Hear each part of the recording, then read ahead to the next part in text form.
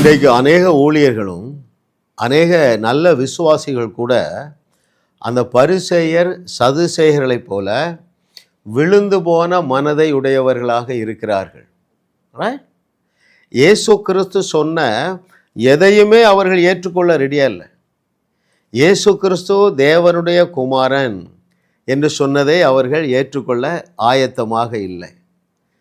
ஆண்டவராகிய இயேசு கிறிஸ்து கொண்டு வந்திருக்கிற அந்த புதிய உடன்படிக்கையை அவர்கள் ஏற்றுக்கொள்ள ஆயத்தமாக இல்லை.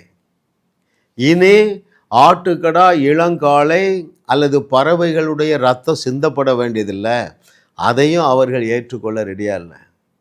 உங்களுக்காக நான் ரத்தம் சிந்த எதையுமே ஏற்றுக்கொள்ளலைங்க. ஏன்? மனம் இருளடைந்து விட்டது, கதவை பூட்டிட்டாங்க. எதையுமே அவர்கள் ஏற்றுக்கொள்ள ரெடியா இல்லை. இன்றைக்கு 21வது நூற்றாண்டின் சபையும் இயேசு கிறிஸ்துவுடைய வார்த்தையை ஏற்றுக்கொள்ள ஆயத்தமாக இல்லை. ஆமாம், நான் சில வசனங்கள் சொல்ல போகிறேன். இயேசு கிறிஸ்து பேசின சில வசனங்களை உங்களுடைய பாஸ்டர் என்றைக்காவது பிரசங்கம் பண்ணியிருக்கிறாரா? பண்ணியிருந்தால் என்னோட கூப்பிடுங்க, பிரதர் எங்கள் பாஸ்டர் இந்த வசனத்தெல்லாம் பேசியிருக்கிறார்.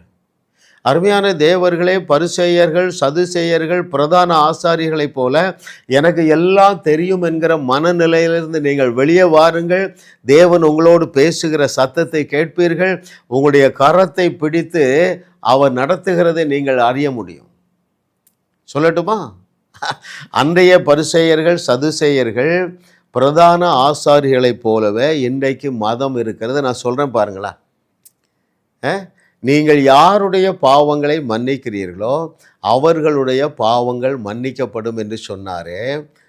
நான் பாருங்கள், எனக்கு இப்போ 73 வயசுங்க. எத்தனாயிரம் பிரசங்கம் கேட்டிருப்பேன். கிறிஸ்தவ குடும்பத்தில் தான் பிறந்தேன். 72 வருஷத்தில் ஒரு நபர் கூட இந்த வார்த்தையை சொல்லி பிரசங்கிக்கவே இல்லை. ஏன்? இந்த வார்த்தைக்கு அவருடைய இருதயமாகிய கதவை திறப்பதற்கு அவங்க ஆயத்தமாக இல்லை. யாரை போல? பரிசேயர் சதுசேயர் பிரதான ஆசாரிகளைப் போல. ரைட் தானே? உங்கள் பாஸ்டர் அதை பற்றி பிரசங்கம் பண்ணியிருக்கிறாரா? அப்புறம் என்ன? நான் செய்ததை விட பெரிய கிரியைகளை செய்வீர்கள், அதை தூக்கி அப்படி ஓரமாக வச்சாச்சு. என்னங்க வித்தியாசம்? பரிசேயர் சதுசேயர்களுக்கும் இன்றைய பிரசங்கிமார்களுக்கும் என்ன வித்தியாசம்? ரைட்? இயேசு கிறிஸ்து சொன்னதை நான் உங்களுக்கு சொல்கிறேன். இதே இயேசு கிறிஸ்து தான் பரிசேயர்கள் சதுசேயர்கள் வேற யார், இந்த பிரதான ஆசாரியர்களுக்கு ஒரு பட்டம் கொடுத்தாரு, குருடருக்கு வழிகாட்டுகிற குருடர்கள். நான் அதை சொல்ல ரெடியா இல்லை, நீங்களே பேர் விட்டுடுங்க. பாருங்கள், இன்னும் இயேசு கிறிஸ்து என்ன சொன்னார்? பூமிக்கு உப்பாக இருக்கிறீர்கள், பூமிக்கு ஒளியாக இருக்கிறீர்கள், உங்களால் கூடாத காரியம் ஒன்றுமிராது என்றெல்லாம் சொன்னார. வெளியே வாங்க அருமையான தேவர்களே. 21ஆம் நூற்றாண்டிலே உங்களையும் என்னையும் தான் நம்பி இருக்கிறார். எதற்கு? பாவிகளுடைய பாவங்களை மன்னிக்க. எதற்கு? கல்லறையையும் காலி செய்து கல்லறை தோட்டத்தையும் காலி செய்து நம்முடைய தேவனே தேவன் என்று சொல்லி சமுத்திரம் ஜலத்தினால் நிறைந்திருக்கிறது போல பூமி கர்த்தரை அறிகிற அறிவினால் நிரப்பப்படும்படியாக உன்னையும் என்னையல்லப்பா நம்பி இருக்கிறாரு. கடைசியாக ஒரு வார்த்தை சொல்கிறேன். இயேசு கிறிஸ்து என்ன சொன்னார்? யோவான் 10வது அதிகாரம் 34 மற்றும் 35வது வசனங்களிலே, நீங்கள் தேவ வசனத்தை பெற்றுக்கொண்டதுனாலே தான் ரட்சிக்கப்பட்டிருக்கீங்க. அப்போது தேவ வசனத்தை பெற்றுக்கொண்டவர்கள் தேவர்கள் என்று சொன்னாரே. இருமாப்பா இராதீங்க, பரிசேயரை போல இராதீர்கள், சதுசேயர்களை போல இராதீர்கள்.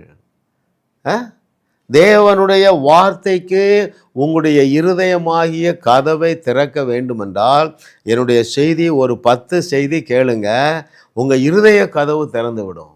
தேவனுடைய ஆவியானவர் உங்களை சகல சத்தியத்துக்குள்ளேயும் நடத்துவார். வாருங்கள், நாம் எழுந்து கட்டுவோம். 21வது நூற்றாண்டில் இந்த வையகத்தை வாழ வைக்கும்படியாக உங்களுடைய இருதய கதவுகளை திறப்பீர்களா?